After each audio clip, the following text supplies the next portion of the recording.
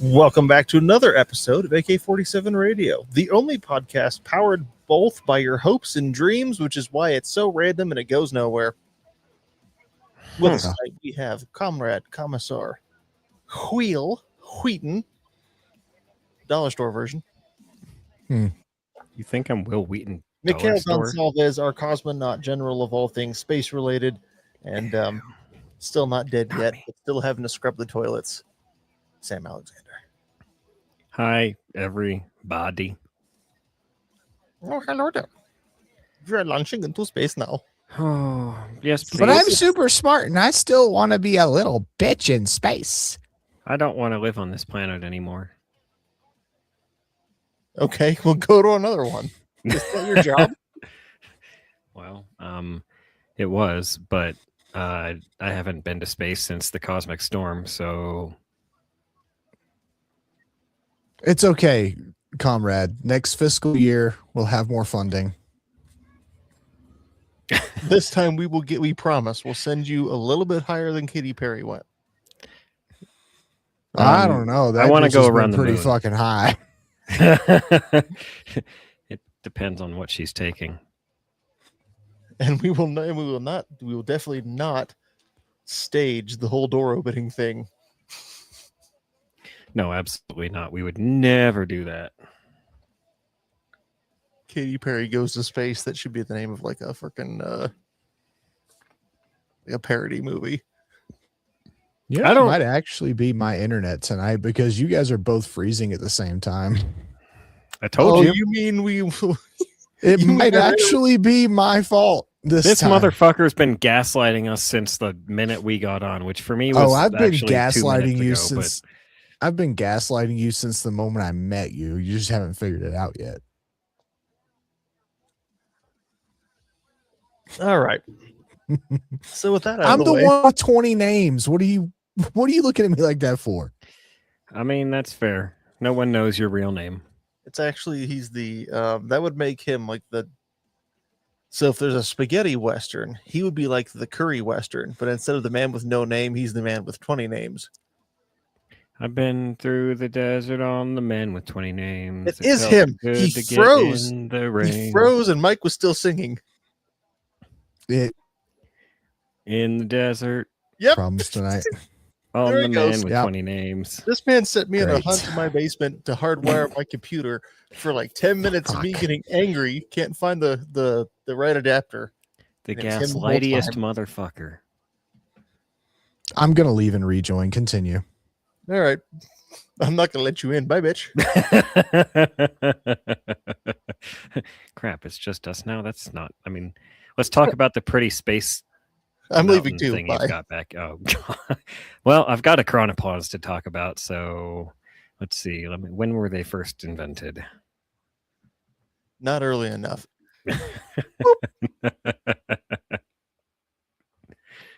Oh, dang it.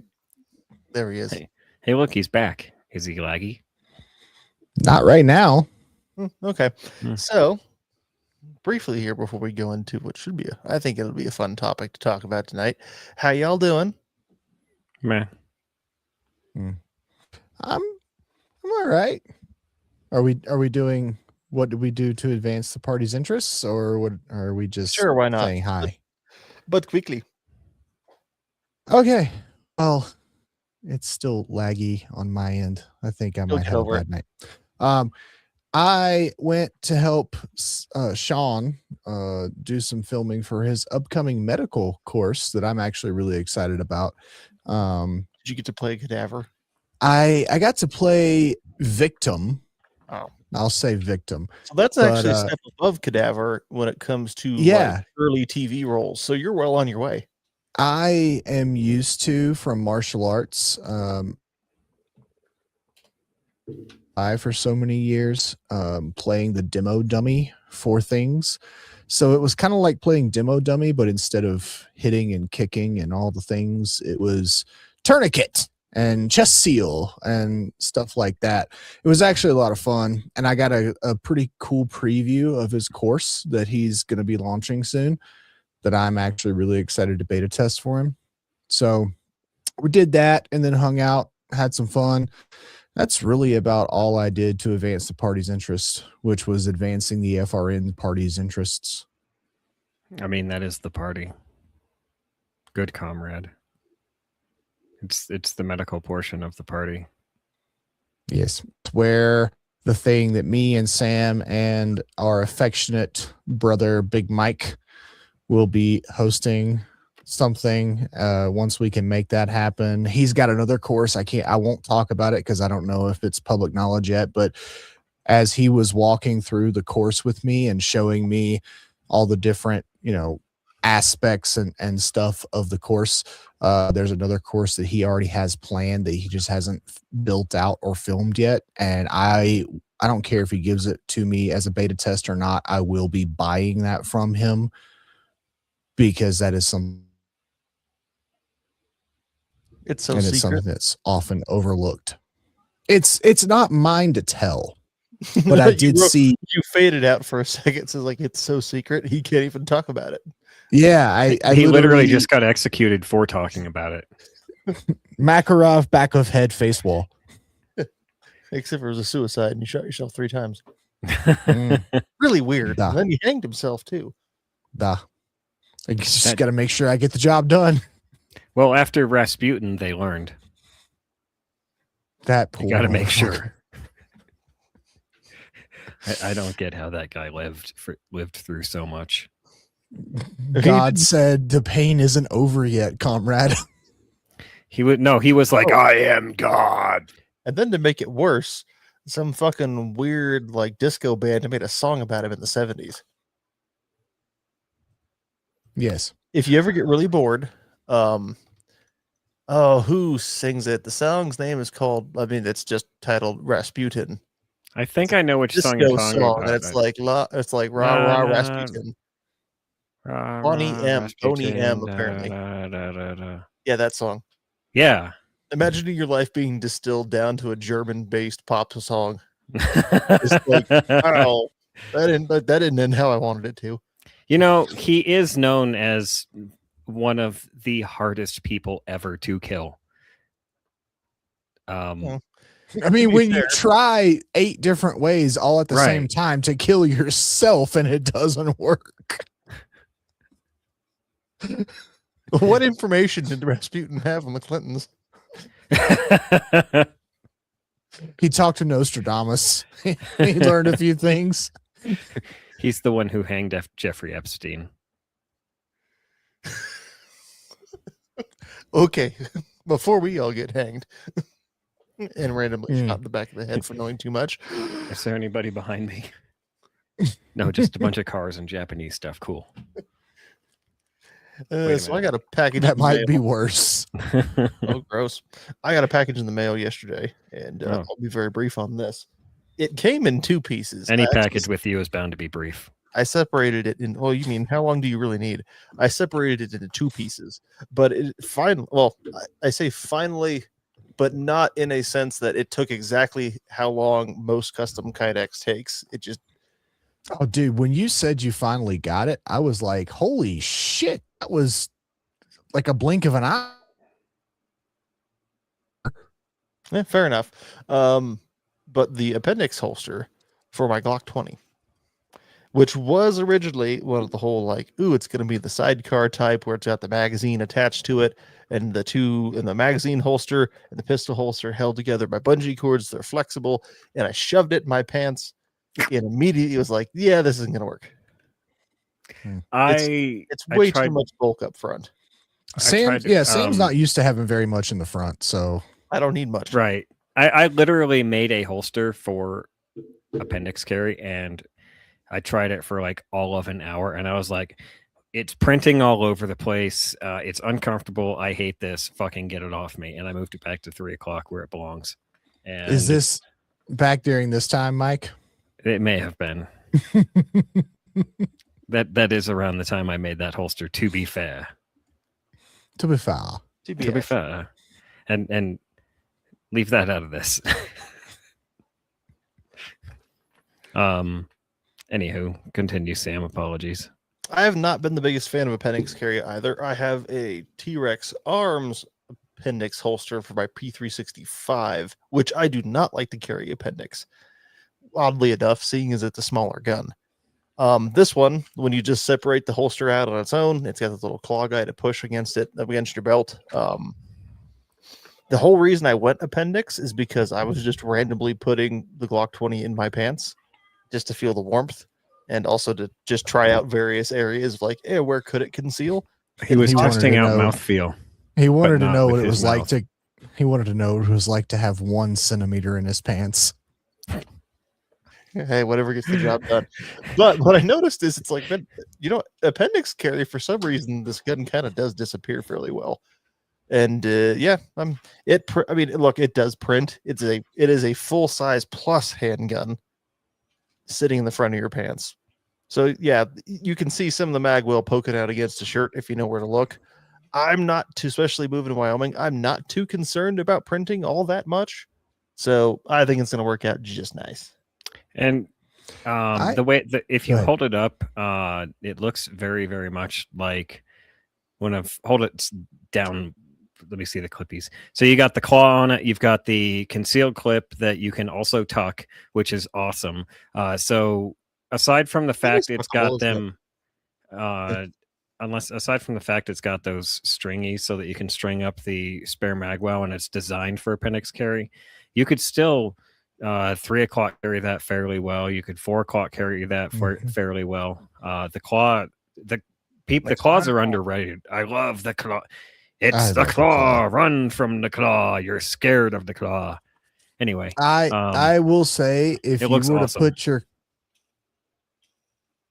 the mag pouch attached, if you put your clips for the mag pouch attached and where the claw is, then you would probably be better off carrying it 3 or 4 or 5 o'clock. Yeah, But I agree. I love appendix carry personally. I will say it took me, I was living in California when I started doing appendix carry, so I couldn't do it a lot. But around my apartment where I could legally carry a gun, and then doing road trips and stuff, it took a few to several hours to get used to it, but I really love appendix carry now. I'm carrying appendix right now in sweatpants. I'm J pants. All right then. I'm still carrying appendix. Well, I just figured if I want to accidentally blow my junk off, I might as well get it over with a 10 mil. So Well, you're better off with a Glock pointed at your penis than you are with a 320. 320. woo. I have a 365 pointed at my beans right meow. In your beans, like, oh no.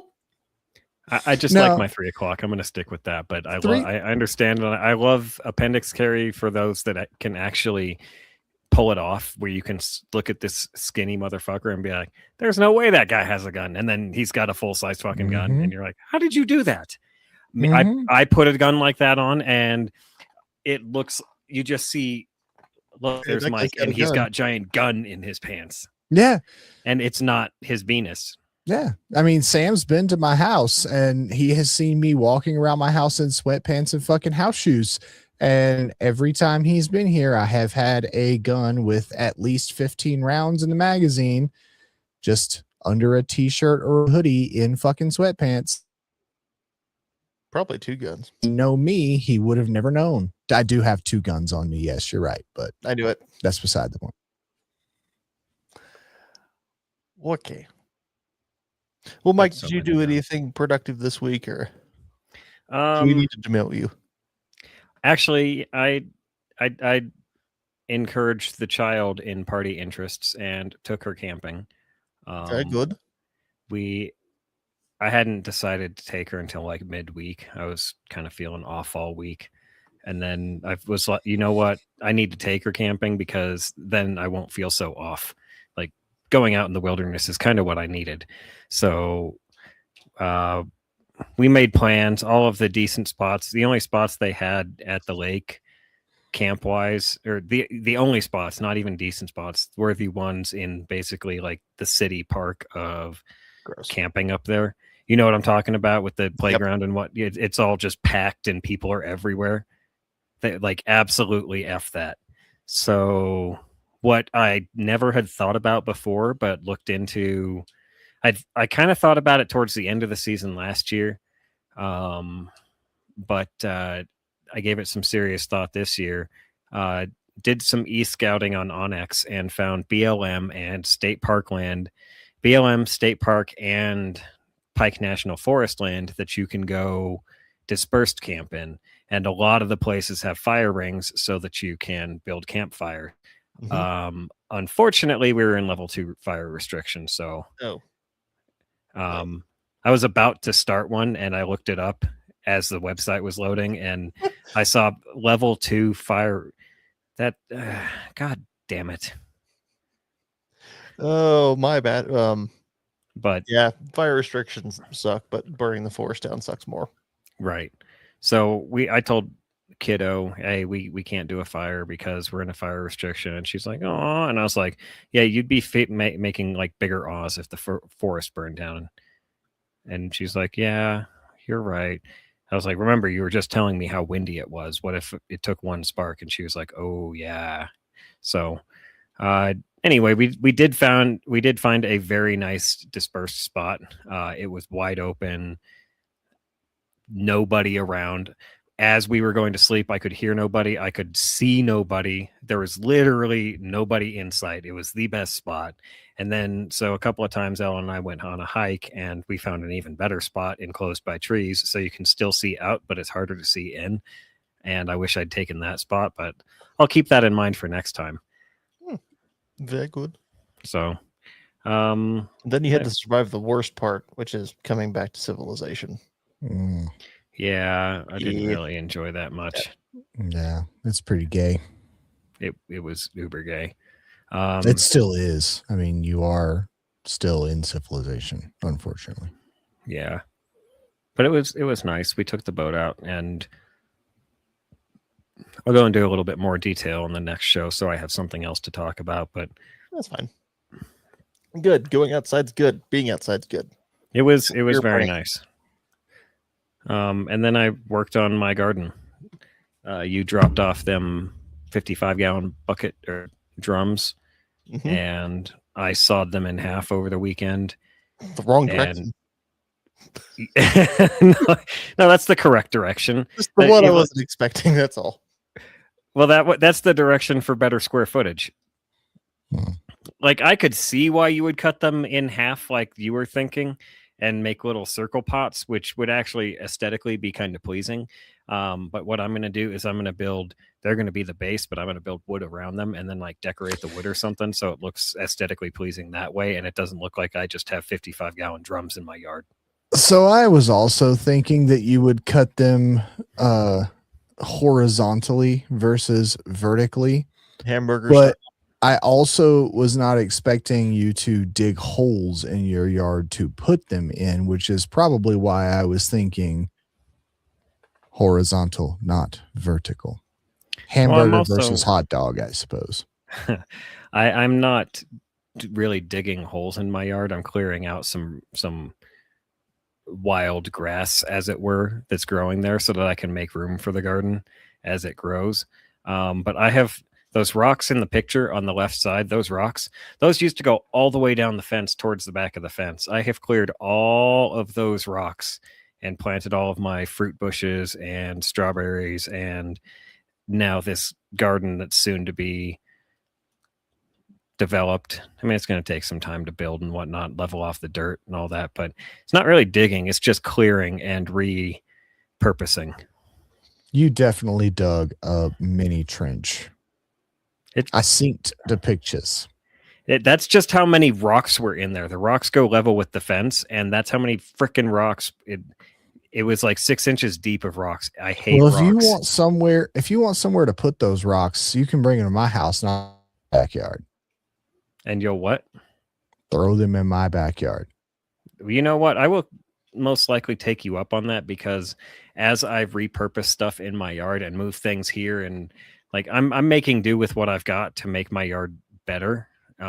Like I've used bricks that we had that were just left over. They were a planter box or something that the previous owners had, and I've been mowing around it for years as it grows weeds inside it because I have no idea what to do with it. It was made of red brick. Well, I took that red brick as I was moving these rocks. I moved the rocks up the fence, got to the gate in the backyard, and went, I could make a brick path. So I took the bricks from the planter box and I repurposed them into a brick path right around the gate. So now the gate opens just beautifully, and then continued my rocks down the other side of the fence as I cleared them. Well, we can have this chat offline, but yes, I will take any rocks that you just want to get rid of. Rock on. God damn it. I knew it was coming. I knew it was coming before he said it. All right, you rock, dude. Rock and roll. We're moving on to the next thing. Because I'm a rocket man. So tonight, we were planning, or at least I was planning, I was going to drag everybody else along with me on continuing our history of the gun segment. But the problem is, with all the crap going on in my life, I only got about half the research done I wanted to do. So instead, particularly, so we moved on to what? DP40? Like Winter War era. Yeah, we were so we'd be moving on to the PPSH 41 right now. The problem is that part of it's easy enough to research. I was looking into the use of the PPSH 41, specifically with it being branched off in fairly heavy numbers to specialized like shock, basically platoons within rifle companies that are almost exclusively armed with submachine guns. And I couldn't quite dig up all the info I wanted on that to make sure it's going to be accurate. So we'll hit on that maybe next week or the following week. So instead, an idea popped in my brain, which would be, what if the AK-47 was never actually invented? Let's say Mikhail Kalashnikov, instead of being wounded, caught an 8mm Mauser bullet in the face. Well, for one, if the Cold War had still kind of progressed along the same path, every Russian or USSR citizen would be speaking Merkin right now. No, that's if that's if the Russians had pushed their way into triggering Operation Unthinkable. Then they'd all be speaking English right now. Either that or all those countries would just be parking lots that you can't drive into because they're still radioactive. One of the two. Well, it doesn't last. Radioactive. Sorry. For those that don't know, Operation Unthinkable is it's the name given to two potential plans that were come up with, I think mainly by the British, of what to do if the Soviets made it to Berlin, defeated the Germans, and then decided we want more, and then continued to push. Wait, so you're saying that the Soviets had a plan potentially maybe to do the same thing that the Nazis did pre and during World War II? And don't worry, we won't attack you. We won't attack you. We won't attack. But we learned from World War II and that appeasement is not a good strategy? Huh. Well, Tell me more. Shocker. Well, Europe in general was doing the appeasement thing. And then once Japan attacked Pearl Harbor, we were like, fuck everybody. It's pretty much fair. Don't touch America's boats. Yes. We touched their boats and we unleashed the sun. They didn't drop 20 bomb, 1,000 bomb. They drop a 2 bomb. Just a 2. Sorry, that's a skit from a comedian that I just blatantly stole, and I want to give credit, but I can't remember his name. So it doesn't give credit to, so it doesn't sound like you're being blatantly racist. Good call. Yeah, you can shift. Well, funny enough, the Canadian, God damn it, the comedian was Hispanic. Well, that makes it not racist then. All right. So it's 1941, and instead of being wounded, Mikhail Kalashnikov gets blown up. Where do we end up in life? And this actually turned out to be a little bit of a deeper topic than I thought, because I was thinking, oh, well, it might just be one of the contenders, or, well, obviously the SKS still gets developed. So that is an entirely separate line of development. From Simonov is still around, yes. Simonov's still around. And whether you think, if you are fully in the camp of Kalashnikov did most of the heavy lifting on his own, or if you're all the way on the other side of the world thinking that, nah, he's just a figurehead that got placed on top of an existing project, truth probably lies somewhere in the middle. Shit's going to change. But Simonov is still alive. So between... So I'll tell you what we end up with. We end up with an underfolding SKS that takes detachable magazines that are not AK magazines, obviously, because so we get a Bubba SKS. No. We get an underfolding Bubba SKS that takes 7.62 by 5.4R, because nobody has the foresight to introduce or to adopt, I should say, because the SKS predates the AK, a intermediate cartridge. So we get a Bubba Paratrooper SKS. Yes. That's oh man, that's lame.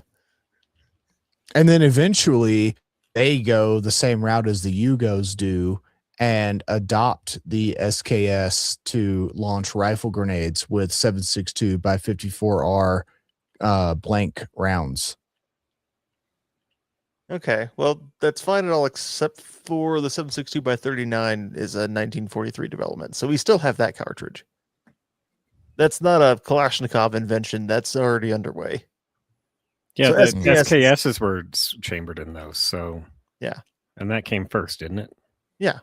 Yeah, the SKS was 45. The AK was notably 47. Oh, shocker. 44. But it started development. It was adopted in 47. So anyway, SKS is one possibility.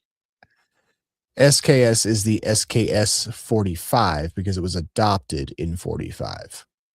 Simonov didn't just pull it out of his ass. Yes, he did. In 45. Yes, he did. Technically, he pulled it out of his ass in 43. It just got really stuck until 45. It's a long gun. It took a little while to get out. He spent a long time on the pot.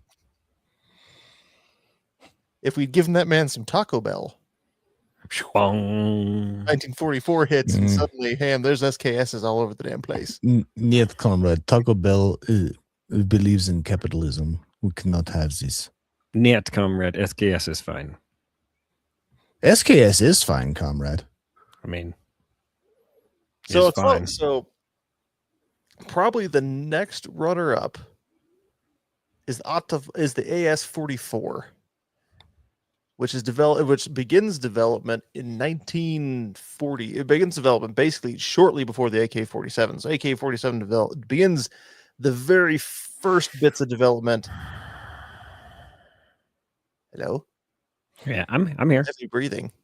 Oh, my bad. I was just existing. I apologize for existing loudly. Begins development 1943-ish. The AS-44 Avtomat Surieva. I'm not even going to try to pronounce that last name sometimes. Sarajevo? No, that's in Serbia. Really? So the man that behind the push for the PPS-43 submachine gun, which is the simplified version of the PPSH-41, he develops the AS-44, starts developing the prototype for it, which I should have done this already. Share screen looks remarkably like a very strange looking Kalashnikov, but has a lot in common with it. It's an SKShnikov. a little bit like one. with little bit a SKS. Thompson foregrip. Yeah. Well, that's again, we're looking at the various pictures I'm showing are, I believe, this almost very submachine gun looking version is one of the first prototypes. And then as time That one's goes pretty on, Tommy gun looking. A and as lot of time the goes others, on, yeah, it the others look like. finalizes. Go ahead. All right, we're just, it finalizes into a very AK looking machine. In fact, the fucking magazine looks awfully close to what would come out as the original slab-sided AK-47 magazine. Let me back out of here. Oh, Comrade, here is KS, but with detachable magazine and pistol grip. And the bayonet is not permanently attached. Go win glory for the party. indeed. So it's chambered, oddly enough, in 7.62 by 41 millimeter. So this is before we truly have. Actually, hold it. While you're God damn it. bringing that up, I want to point out, since Will brought up bayonets, I want to point out that the entire purpose of a bayonet is to bring a knife to a gunfight. You are not to be wrong. fair, the original purpose was to bring a pike to a gunfight. And then as time went on, they just got shorter to where it was bring a sword to a gunfight and then bring a knife to a gunfight. Mike, you are not wrong. He's not wrong. But it did start out as like, no, we want to turn this thing into a spear. And then they realized that Just like archery started out with, I want to stab that guy, but he's way over there. Also, I will say that's one of the things that I hate about the new M7 for the military is there is no provision for bayonet mounting. And I don't like that. That's because Geisley is going to get them later with their proprietary bayonet mount. No, they won't. Are you kidding me? The military won't even pay to have every M4 equipped with a flashlight or a laser. Either one. There's no way they're paying for the Geisley bayonet mount and then issuing the bayonet. It's not going to fucking happen. Well, in all fairness, a flashlight would be far more useful, far more logistical and useful than a laser on every rifle. Like a flashlight, yes, but a military flashlight, they're going to spend $500 per, but the laser is going to be 10 times that. But when they already have bayonets in stock and they're just not issuing them because that costs money on guns that are already equipped to take a bayonet, you think they're going to spend the money for a bayonet adapter for a new gun they just spent a bunch of money on? Oh no, I don't. They're cheap assholes. Of course not. Okay.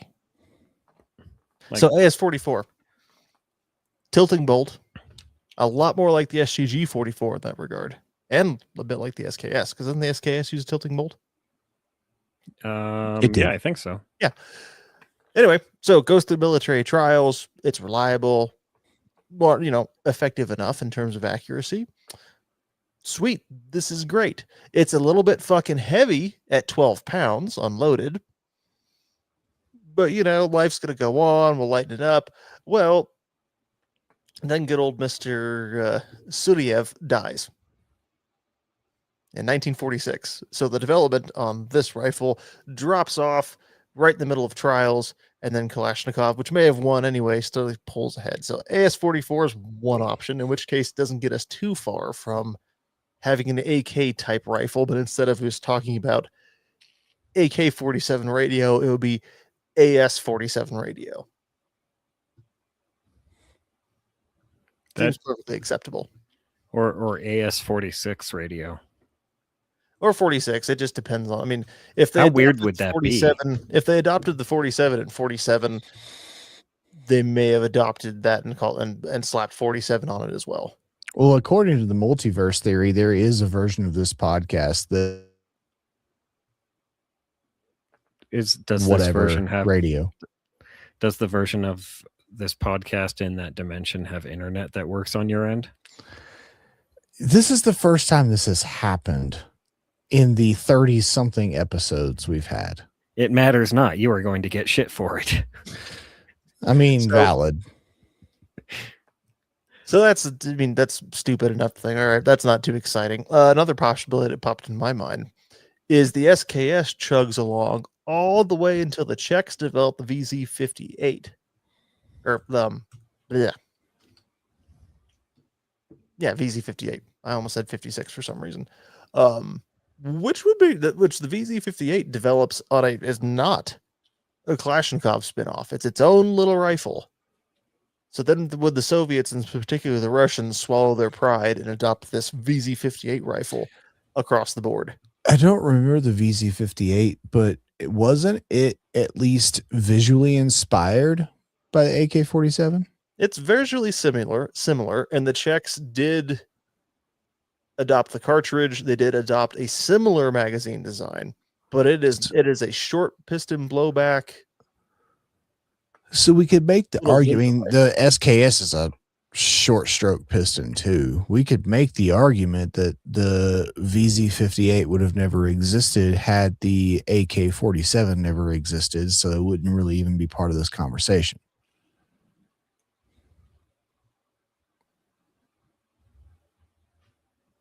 Okay, I don't see, know Mike enough about it to agree or not. Mike wasn't like this frozen. history. Mike wasn't frozen at the time, and Because Sam was. Because I was frozen. I stopped in place to think. No, you were frozen, bro. No, I was not. I stopped and went. I just didn't move. Mm. Yeah, sure, a likely story. No, Dusky, these are not the best episodes. These are just the episodes of all time, just like every episode we have. This is a very show. So then I'm going to lead us in. All right, before we get into the really deep philosophical thinking, I'm going to give what I think is personally the best possible outcome from this. The Israeli Galil. No, 5.56. because you know what else started development in 1943 between Degtyarev, Simonov, and no, it was mostly Degtyarev. The nuke. No, the fucking RPD. And so all I can think about is, what if the Soviets go, all right, we have nothing but SKSs. We need some full auto firepower. Let's start handing out more RPDs to people. Mm. And I mean, slowly- the AK-47 was supposed to be a submachine gun.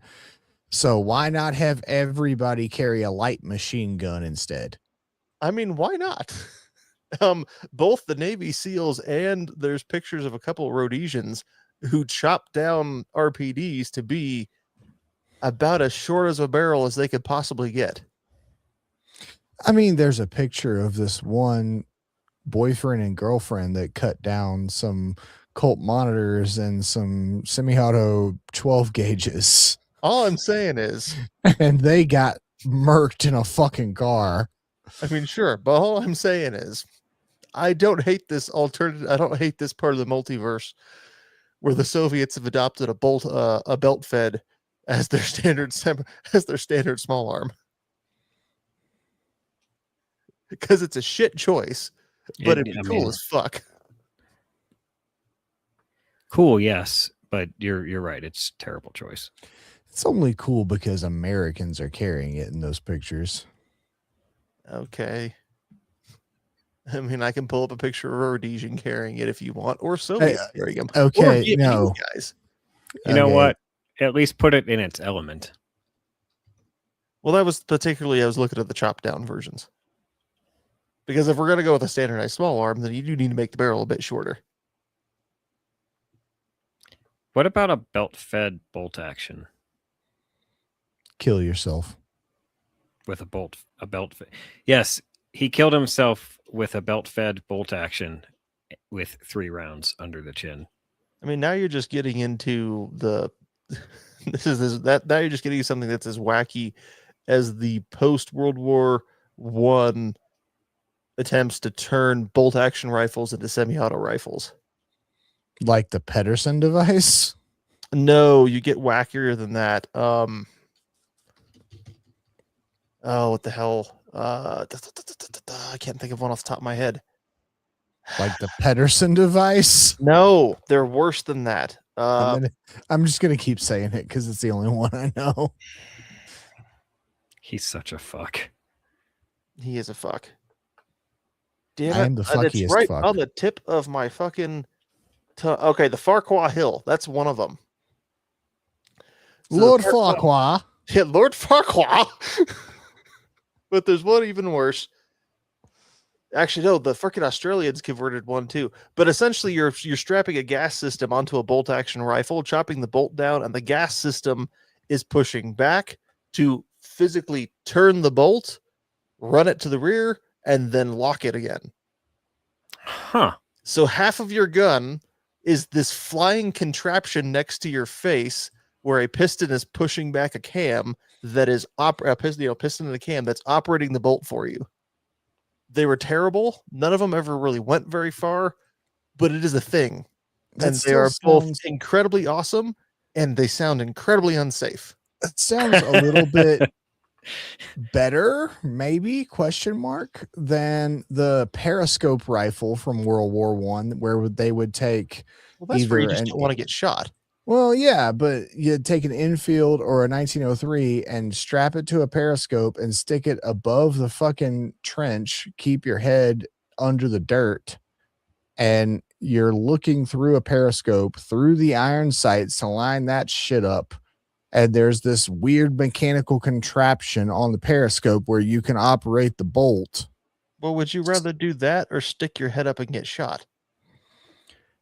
Like I said, it sounds a little better. But what I'm showing on screen is the Charlton automatic rifle. That looks like a Shosha. No, it's a Lee Enfield. I know, but it looks like a Shosha. You're a Lee Enfield.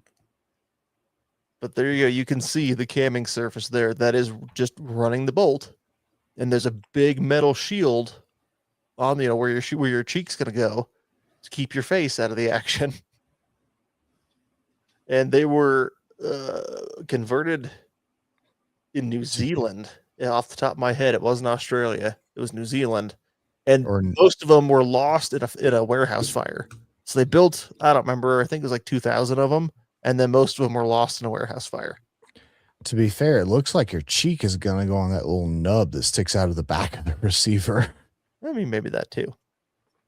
But anyway, so the other interesting aspect that popped into my head thinking about no AK-47 is, okay, well, maybe you get like the AS-44 or one of the other trials guns, but let's say all those trial guns fail. And the Soviets decide, you know what, we have this SKS thing. Let's just rock and roll with that for now, and we'll update the PPS-43, and we'll just use that for now while we figure out what we're going to do later. With that delay in development and with the delay in issuing them, that changes a shit ton, actually, because even though we didn't go head to head with the Soviets, even a delay of a few years, I mean, especially if it's a delay like a decade, but if it's a delay of a few years, that means the Vietnamese don't get nearly as many AKs. Because then they're not going to breed. The Chinese are going to be shit out of luck at that point with SKSs too.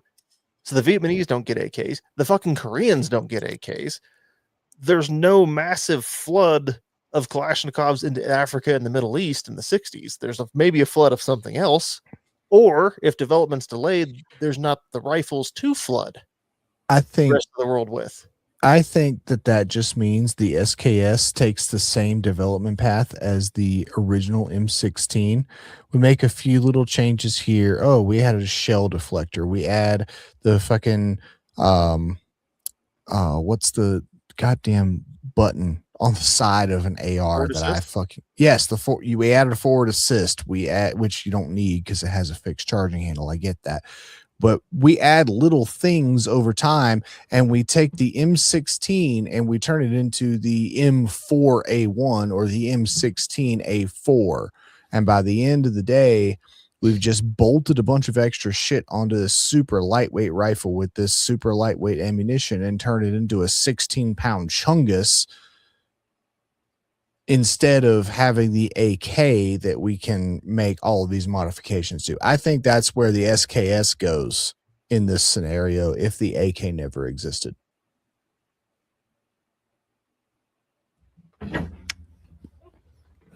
Frankly, that's kind of where I ended up too. It seems fair. Your original assessment of an SKS that ends up being somewhat, this one came up immediately. It has basically has the A-team folding stock on it, but it's magazine converted. Yeah. I mean, it has an optic little rail replacing the rear sight, but at some point, somebody would figure. I mean, they make Archangel and other stocks for them. Somebody would eventually figure out the same way they kludged. Well, kind of kludged and then kind of managed to refine, but still, the AK, even though it takes modern rail systems well enough these days, it's not. I mean, the design doesn't lend itself to a rail as easily as the AR did. As long as whatever you're putting on those rails doesn't require a 0 to be maintained, you're good. No, the modern rails do now. Originally, they fucking weren't. They didn't hold for shit. Well, the rear sight ones, yes, but like the dust cover ones, the handguard ones.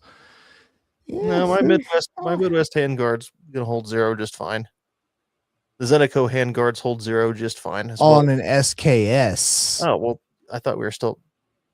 I was talking about the SKS. Because we're talking about a world where the AK-47 never existed. This was your fucking show topic, Sam.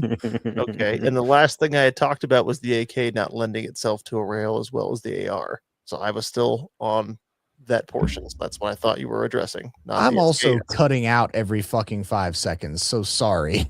Okay. No, an SKS wouldn't. I mean, you do have but yeah, somebody could figure it out probably if they were motivated enough. You drill and tap the side of the lower receiver of the SKS and put a side rail on it, just like on an AK, and throw a rail on that, and then throw an optic on that rail, just like an AK. Sure.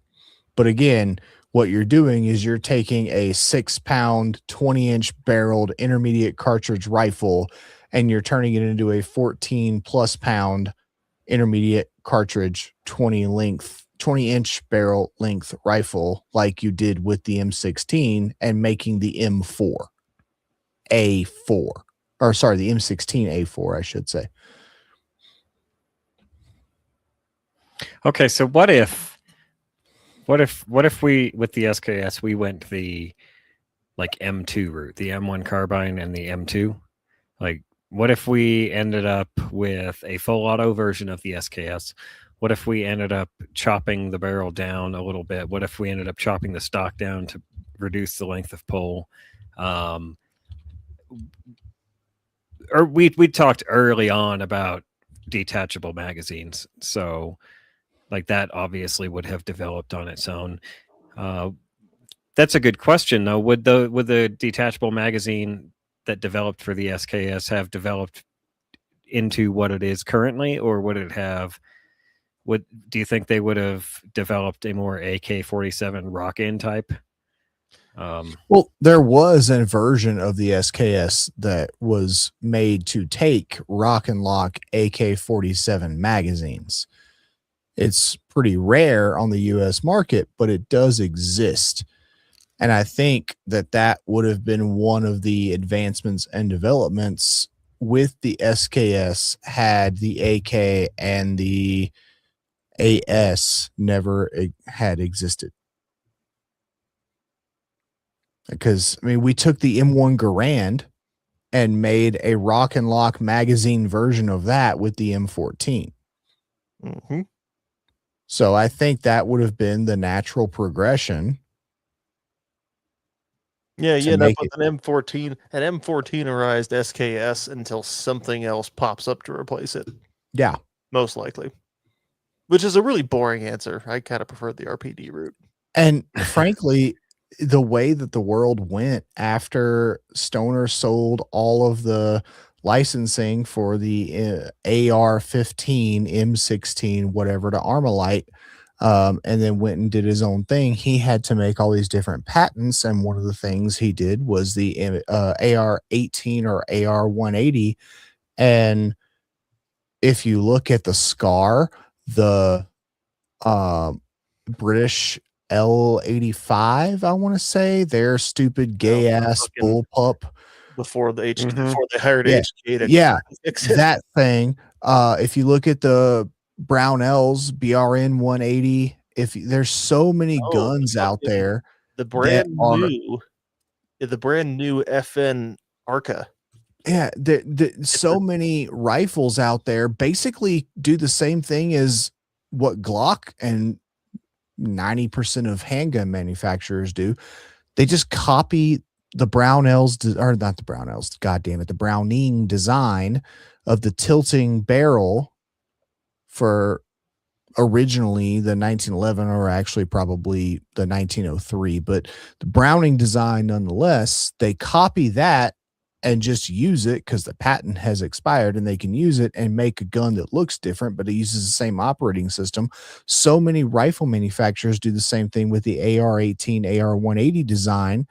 I think the Soviets would have ended up stealing that shit like China steals everything from the US, and they would have come up with something like the AK-47, but with the short stroke AR-180 operating system, or AR-18, either way. A fucking AR-18 and 5.45 by 39. Yeah. I think that's Trippy. what would have ended up happening, but in the intermediate years, we would have had SKS with a bunch of shit bolted onto it and a bunch of modernized features until they figured out how to make a short stroke piston instead of a long stroke piston. But they already figured out the short stroke piston with the SKS, so that's what I think would have happened. See, to me, it feels like the SKS, had the AK not existed, the SKS would have had the freedom to evolve into a much more AK-ish rifle, where or an M14.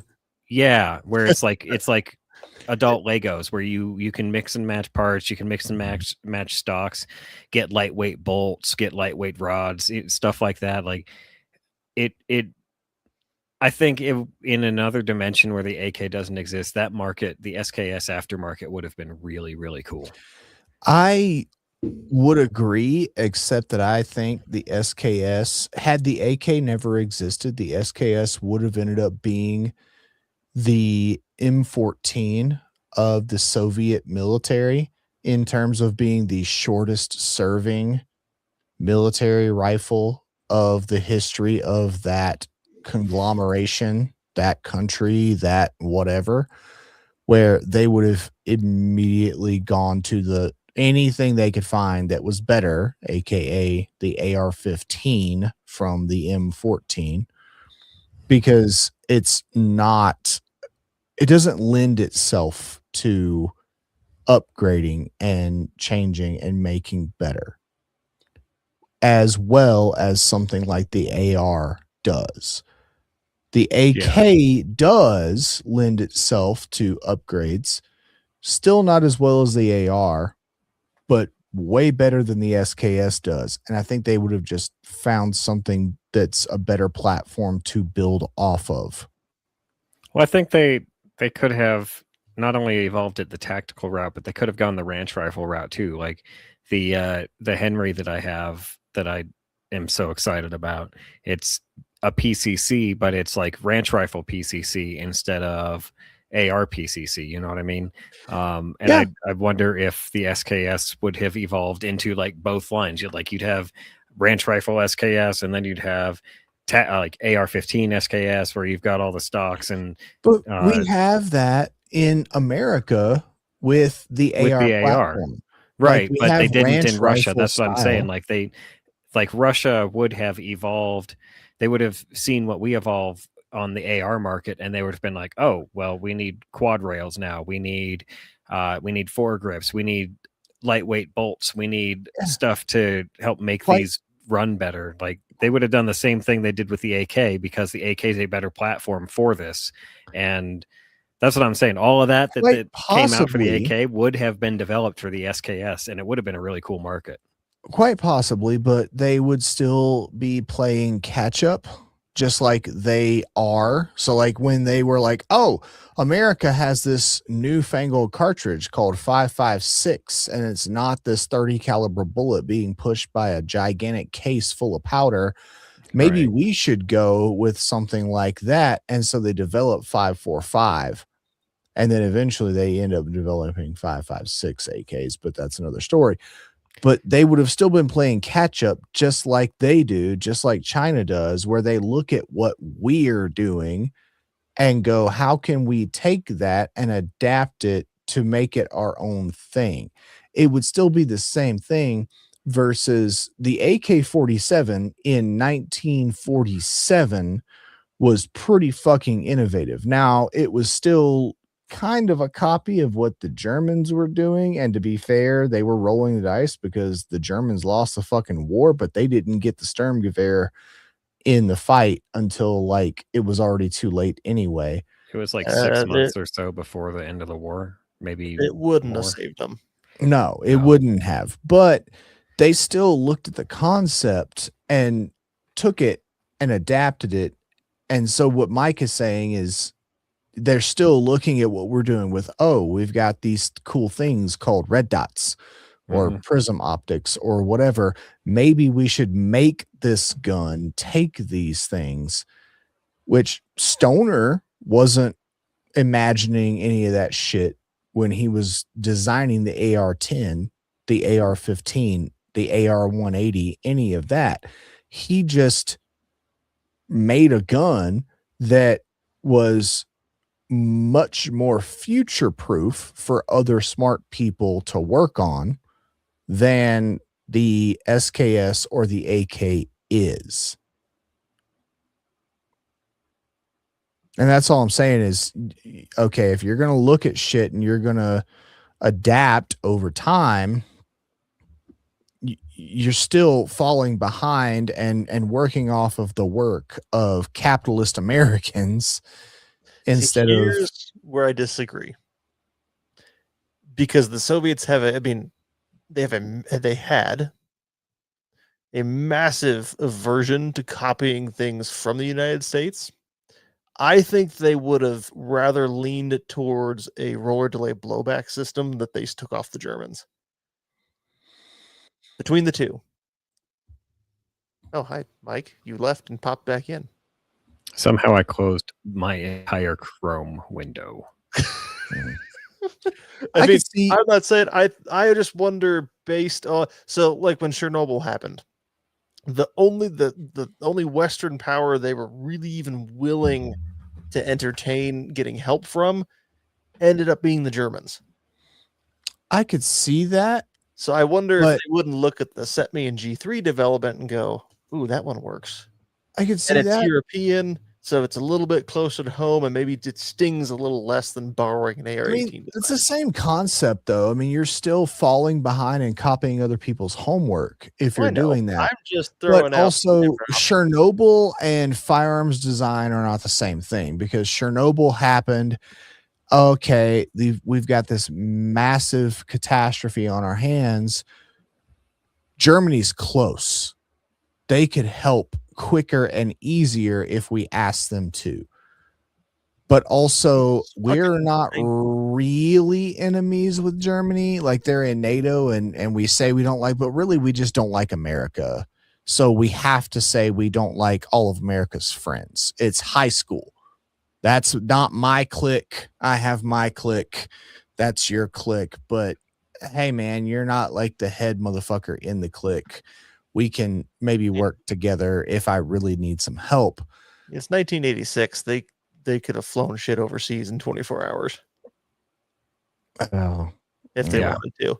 It's the same thing as when yeah, but again, they have to not like America and they Right, that's can't why be I'm saying- seen working with America. that's why I'm saying that I wonder if the potential wouldn't be to lean towards maybe a roller delayed system instead of ripping something off of the States.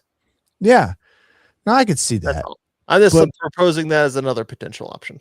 No, I agree. like I said, I think it's the same argument. You're still falling behind and copying somebody else's homework, whether it's America's homework or Germany's homework or Spain's homework, because that's where Germany got it from. Spain. Well, let's to be be realistic. All of innovation is stemmed from doing the like letting somebody else doing the homework.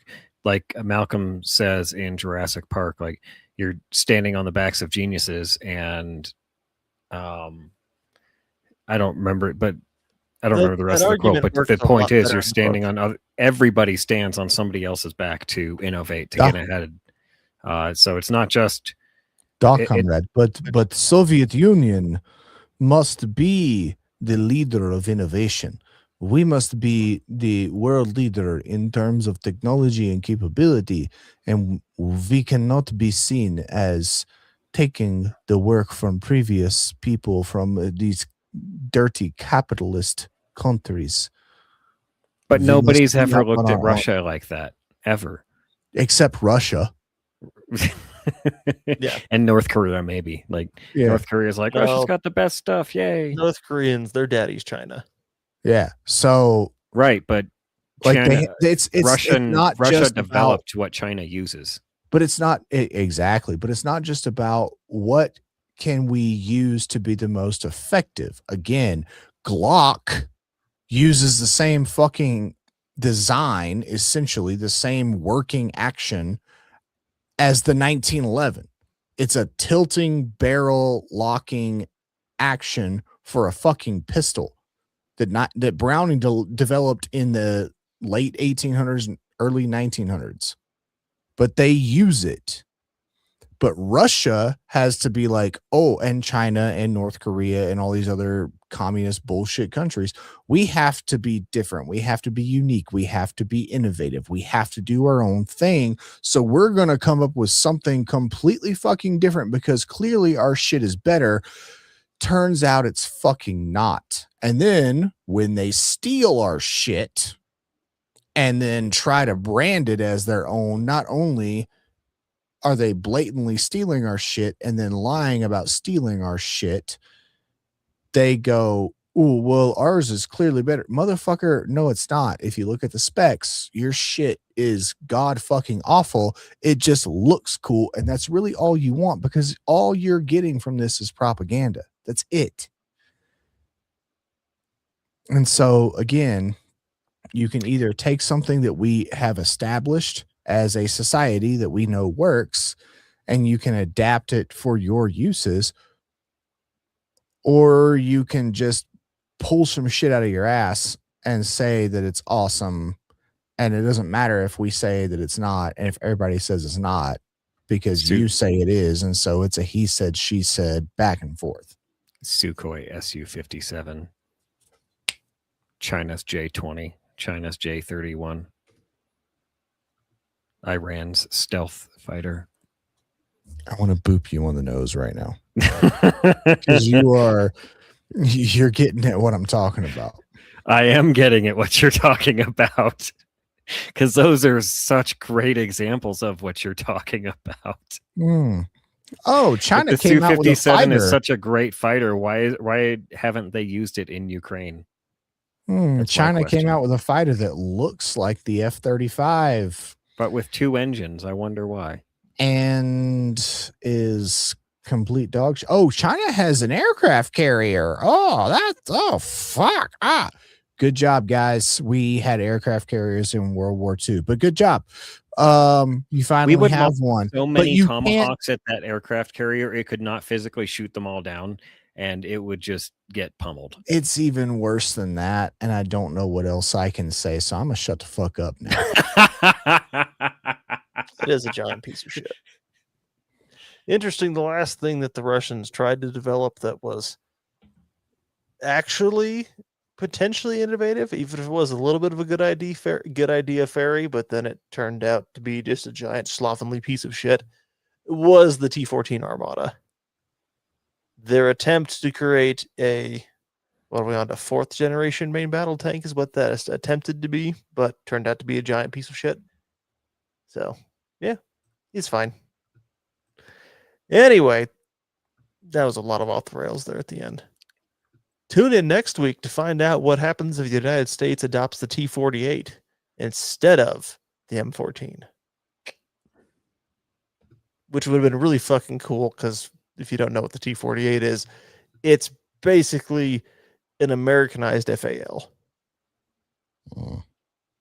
None of this metric bullshit, comrade. Yeah, can you not with that? I mean, there's inch pattern FALs and metric pattern FALs. That was what Which I is was getting at. This is a giant issue with FALs. Not that bad of one, but it is annoying. If you ever Hey, maybe the inch pattern would have ended up being better, because apparently the inch pattern is dog shit. Because we never adopted the inch pattern and made it work gooder, like we should probably have. Or we would have ended up like the Brits with the L1A1 and decided that full auto, we don't need that. It's unsporting. I mean, Semi-auto only, lads. We did decide that we didn't need full auto with the M14, which is why most armorers were welding the selectors on the M14 to semi only, because it was so goddamn fucking awful. To be fair, the rifle I was issued to drill with in basic was an M14 that was welded to semi-auto only. It also had a rod in the chamber, so you couldn't chamber around, but I couldn't flip the switch if I wanted to, even though the switch was there. Just saying. All right then.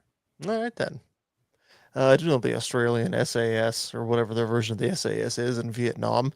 They were chopping down their SLRs, so their FALs. They were chopping them down, converting them to full auto, and using them for breaking contact weapons. I think they were fucking welding 2 magazines together too to get 40 rounds.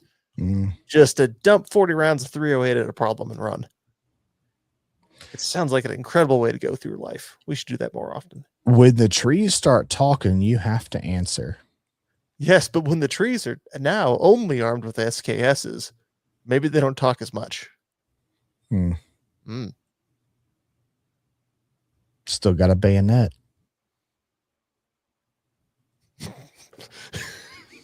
Yeah, we're gonna dump Will into an alternate universe that says you can have an M7 or an SKS. He's like, give me the SKS. Dude, if we didn't get an AK-47, SKS would have developed to have a spring-loaded bayonet. Like the knives where you push the button. Yes. It works as long as you're not too close to the ground.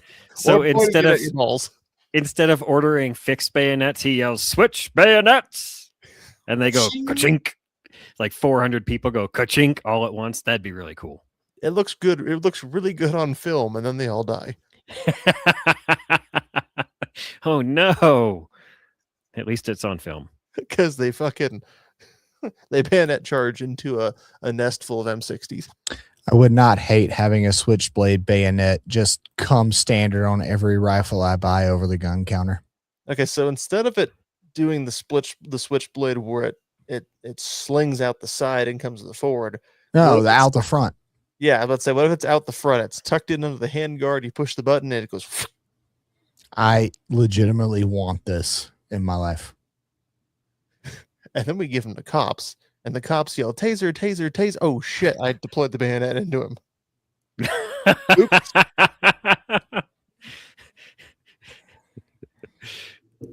What about a bayonet shooting? I'm going to jail now, aren't I? Like instead of bullets, it shoots little bayonets. You know, gravity knife or ballistic. You knife mean like in the Punisher movie? Yeah. Where the switchblade is converted to be a projectile weapon? Yes. Yeah. Or the Call of Duties where you can apparently throw a ballistic knife. The ballistic knife across the map. Yeah, unfortunately, ballistic knives are illegal. I don't even think you can get those under the NFA. Interesting. I would like that's a whole other thing. I mean, it's a weapon that's bearable, but let's get into that later. Yes. While the idea of the ballistic knife is really cool, you have to be careful who you use it on, because you may have just given the guy a knife, and you may have just given him your knife. Yeah, I don't think they're cool, but I want one because the government says I shouldn't have one. It's just like a bump stock. Oh shit, that guy's trying to rob me with a baseball bat. Pwing!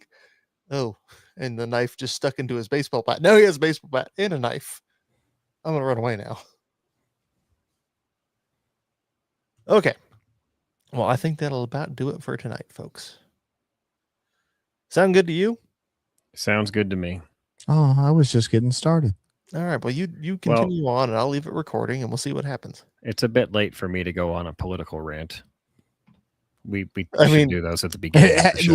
Late is the right time to go on a political rant. Anyway, Sam, What? play us off. Oh, I'm not touching you like that. Listen, it's not about touch. It's just about the look. Well, you two go touch each other like that. Leave me alone. I just wanted the sound. He just wanted one look. The sound is coming. Oh, let's push terms. Shit. All right. Well, if you enjoyed this show, go leave us a review. Reviews are good. The patches are getting closer and closer and closer. I believe now we're probably only a couple weeks away from the patches being done, I think. That'll be an exciting time. This shit's going to go down when it happens. You're going to have to shoot hostages. It's going to be fun for the whole family. It'll be amazing. Unless it's the hostage family. Oh, that got dark. Anyway, go out there, serve the party with pride. Take your arms and gear out into the field and train. Get some medical training. Medical training is good. We will actually have, pertinent to what Will mentioned earlier in the show, we'll have an interesting lead on medical stuff here fairly soon. So tune in for that. Thanks for listening, and let's go talk about guns. Bye-bye. Good night. Those You little watch out gun, behind you can now. That's the Clinton agent over there. He's coming behind you, Mike. He's got a gun. Oh, no.